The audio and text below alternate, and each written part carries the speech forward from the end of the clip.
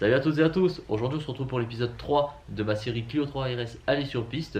Bon, pour ceux qui ne le savent peut-être pas ou qui arrivent sur cette vidéo un peu au hasard, je me permets de rappeler le but de mes vidéos. C'est juste de partager ce que je fais sur cette voiture parce que je compte l'emmener sur piste. C'est une Clio 3 RS pour aller sur piste justement.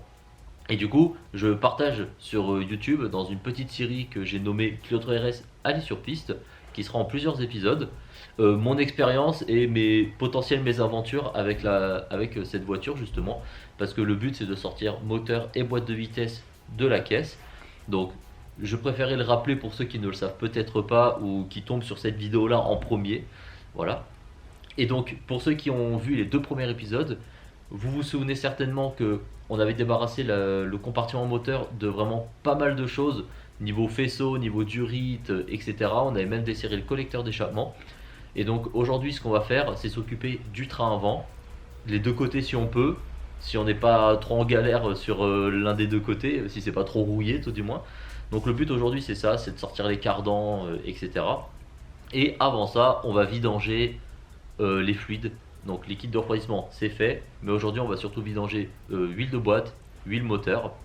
On va faire ça correctement, histoire que les choses se passent au mieux lorsqu'on sortira le moteur de la caisse. Donc si la vidéo vous plaît, n'hésitez pas à laisser un petit like et à vous abonner. Ça fait toujours plaisir. Et en attendant, bah écoutez, ma foi, c'est parti. Troisième épisode aujourd'hui. Alors, je me permets de vous montrer quelque chose.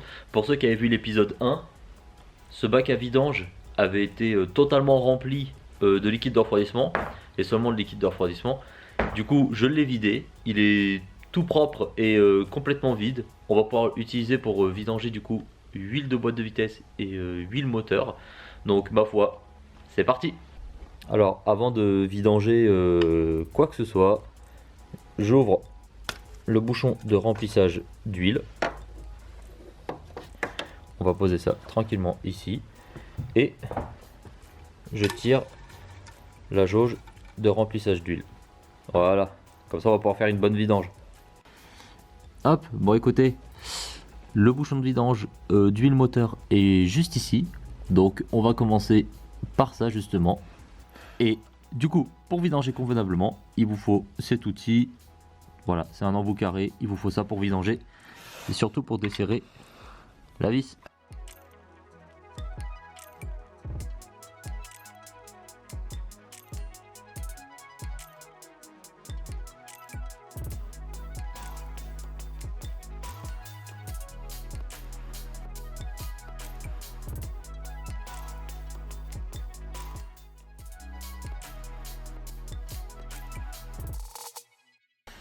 Et voilà, il reste plus que quelques dernières petites gouttes. Et à partir de là, je remets le bouchon.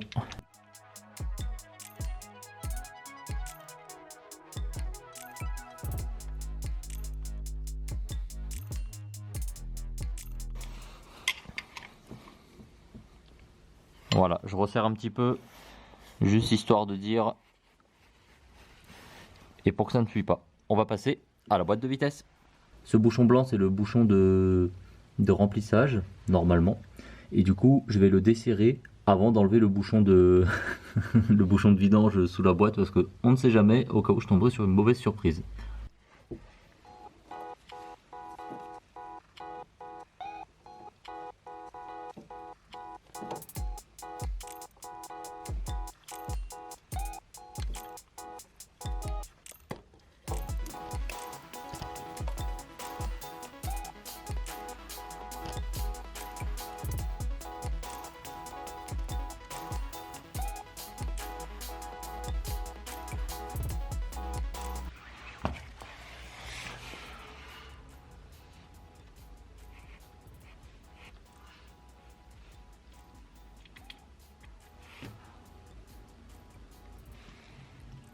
L'huile de boîte coule, elle a absolument une couleur parfaite.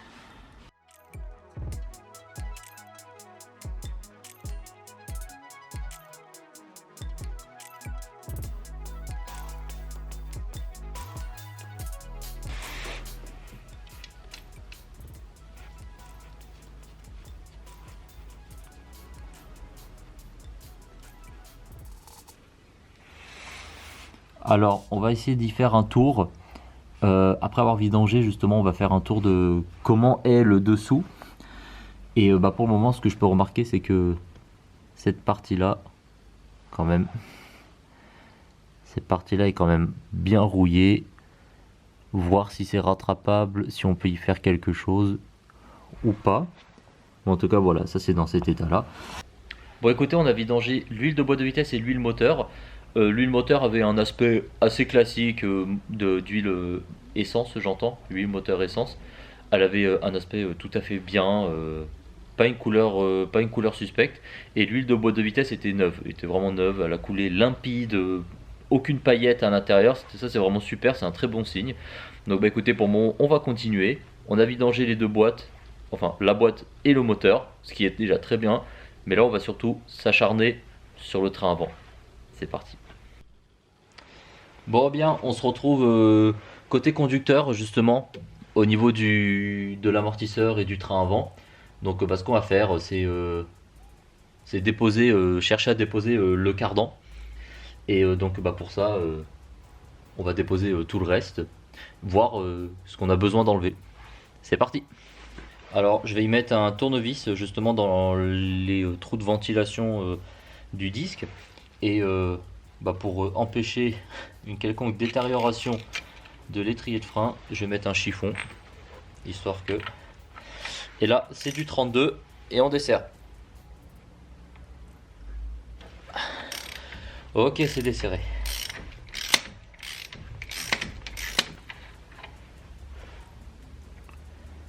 Écoute, cardan desserré.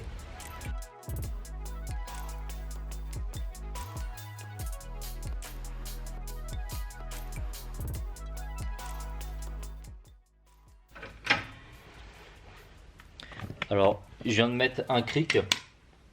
Je viens de mettre un cric justement sous la rotule de crémaillère, la rotule de direction, pour que ça soit en appui et que la rotule ne tourne pas sur elle-même au moment où je desserre.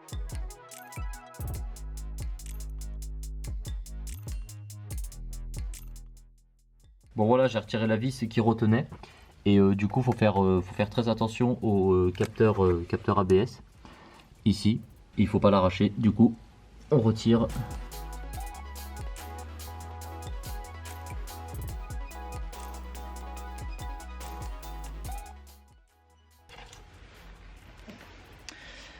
Alors voilà, je viens de retirer le capteur de roue, justement. Euh, je le nettoierai, mais en tout cas, il était fonctionnel, donc il n'y a aucune raison. Mais je l'ai retiré surtout pour pas le détériorer, pour aucune raison, pour que vraiment il soit dans un état parfait lorsque je vais le remonter.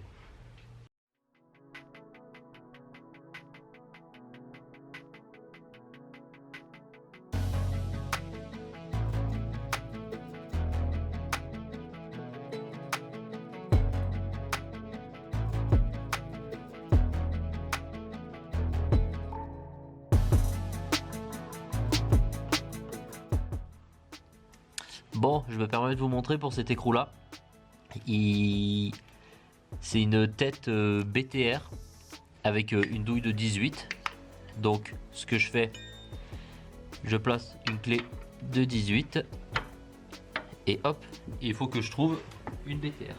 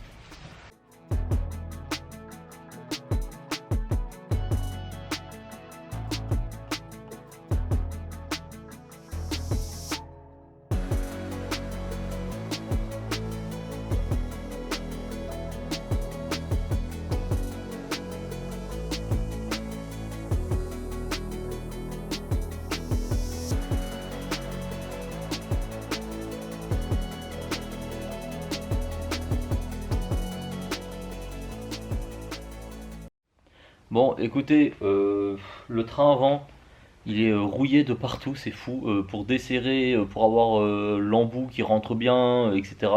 C'est vraiment une catastrophe. Tout est de la bonne taille, mais il y a tout qui foire à moitié. Enfin, c'est vraiment très très dur. C'est vraiment très très dur. Je sais pas quoi faire pour le moment. On va continuer à s'acharner un peu de ce côté-là, et puis en espérant que ça donne quelque chose, parce que là pour le moment j'ai l'impression de tourner en rond, hein, tellement c'est rouillé. J'ai beau desserrer, vraiment faire ce que je peux, j'ai l'impression que ça vient pas quoi.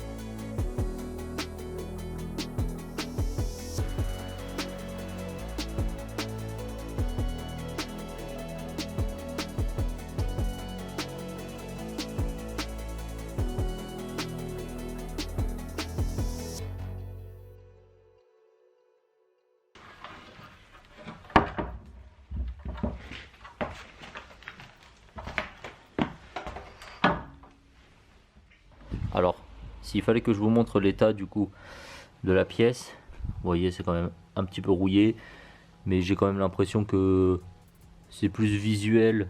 J'ai l'impression que c'est un peu plus visuel qu'autre chose quand même. Ça va. Bon, la même chose ici, et puis bah ce côté-là je vous l'avais déjà montré, mais en vrai ça va, ça va, ça va.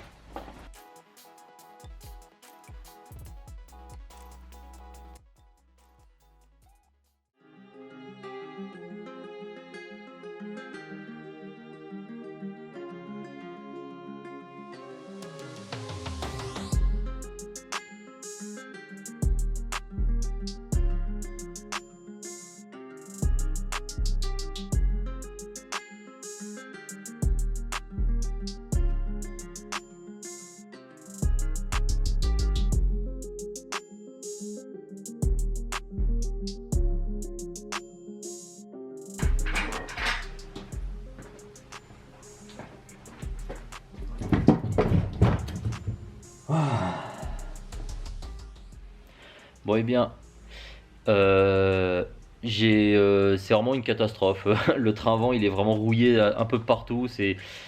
Il est assez rouillé pour que ça soit très difficile au desserrage. Donc voilà, j'ai sorti le demi-train, enfin amortisseur, porte-moyeu, triangle de suspension. Et du coup, triangle de suspension.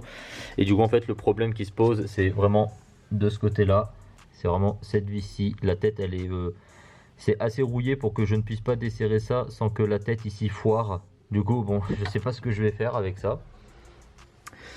Et ensuite, quand je vois le taux de rouille qu'il y a autour de l'amortisseur, je vais essayer d'enlever ça convenablement. Il y a déjà un bon morceau qui est sorti. On va essayer de continuer et de déposer pièce par pièce.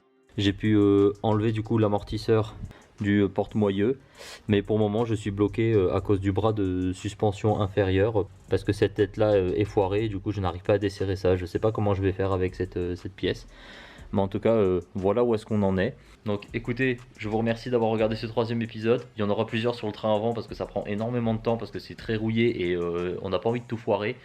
Donc je vous remercie d'avoir pris le temps de regarder cette vidéo, et je vous dis à bientôt pour l'épisode 4, et ça sera toujours sur le train avant. Allez, à bientôt.